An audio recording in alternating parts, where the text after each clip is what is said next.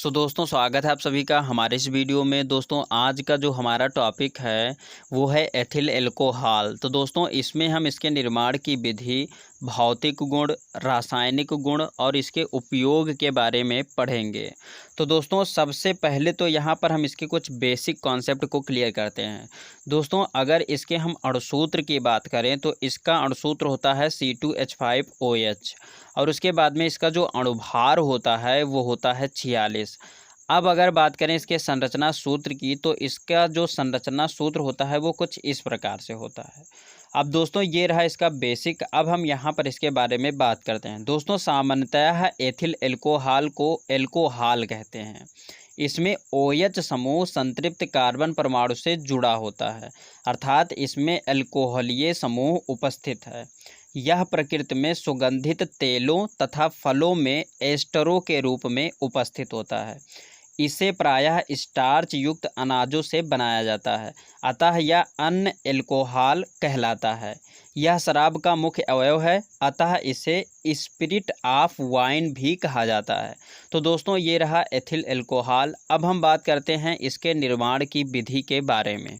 अब दोस्तों इसका निर्माण 3 स्टेप में होता है, जिसमें से पहला होता है शर्करा। अब ये शर्करा परिवर्तित होता है सीरा अर्थात ग्लूकोज फ्रक्टोज में, और उसके बाद में ये सीरा परिवर्तित हो जाता है एथेनॉल में अर्थात एथिल एल्कोहल में। तो दोस्तों यहाँ पर हम बात करते हैं शर्करा क्या होता है।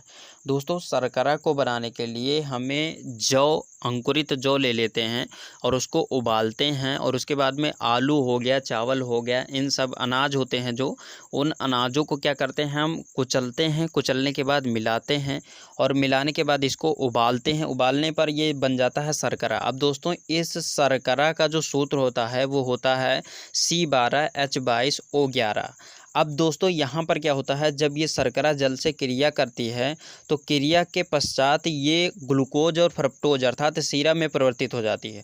तो ये ग्लूकोज और फ्रक्टोज बना लेती हैं। अब ये जो ग्लूकोज और फ्रक्टोज बनते हैं ये एंजाइम की सहायता से एथेनॉल अर्थात एथिल एल्कोहल में परिवर्तित हो जाते हैं। तो दोस्तों ये रहा इसके निर्माण की विधि। अब हम यहाँ पर बात करते हैं इसके सबसे पहले भौतिक गुण पर। अब दोस्तों इसके भौतिक गुण में पहला पॉइंट है यह एक रंगहीन ज्वलनशील द्रव है। उसके बाद में दूसरा पॉइंट है इसका क्वथनांक 78.1 डिग्री सेल्सियस तथा आपेक्षित घनत्व 0.789 होता है। उसके बाद में अगला पॉइंट है इसमें एक विशेष प्रकार की गंध होती है तथा यह स्वाद में तीखा होता है।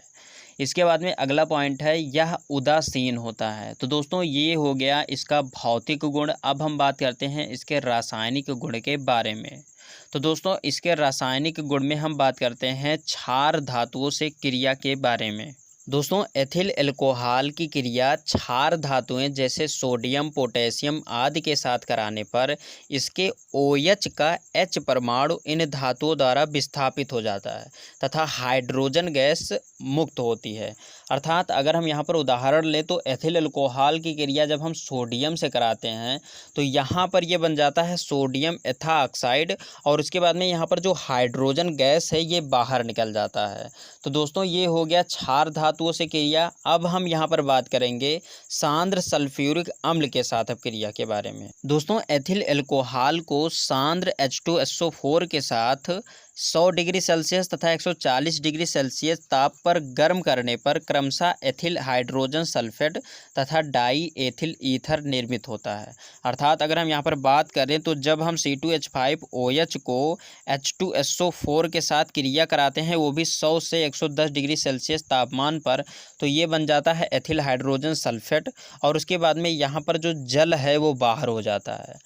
अब यहाँ पर जो एथिल हाइड्रोजन सल्फेट है इसकी क्रिया जब हम C2H5OH के साथ कराते हैं और वो भी 140 डिग्री सेल्सियस पर, तो यहाँ पर ये बना लेता है डाई एथिल ईथर, और उसके बाद में H2SO4 बाहर निकल जाता है। तो दोस्तों ये हो गया सांद्र सल्फ्यूरिक अम्ल से क्रिया, अर्थात ये रहा हमारा रासायनिक गुण इसका। अब हम बात करते हैं इसके उपयोग के बारे में।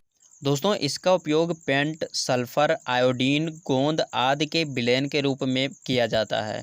उसके बाद में अगर हम बात करें तो मोटर व हवाई जहाज़ों के ईंधन के रूप में भी इसका उपयोग किया जाता है।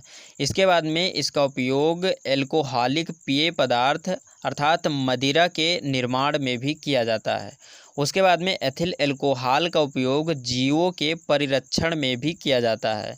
अब यहाँ पर अगर हम बात करें तो पारदर्शक साबुन, इत्र व अन्य सुगंधित सौंदर्य प्रसाधन के रूप में भी इसका उपयोग किया जाता है। तो दोस्तों ये रहा आज का हमारा टॉपिक एथिल एल्कोहल। दोस्तों उम्मीद करता हूँ वीडियो अच्छी लगी होगी। वीडियो अच्छी लगी तो प्लीज़ लाइक कीजिए, और दोस्तों यदि आप नए हैं हमारे चैनल पर तो चैनल को सब्सक्राइब कर प्रेस कर लीजिए बेल आइकन को, जिससे आपको नए वीडियो का अपडेट मिलता रहे। तो दोस्तों बस यहीं पर दीजिए इजाज़त। जय हिंद, वंदे मातरम।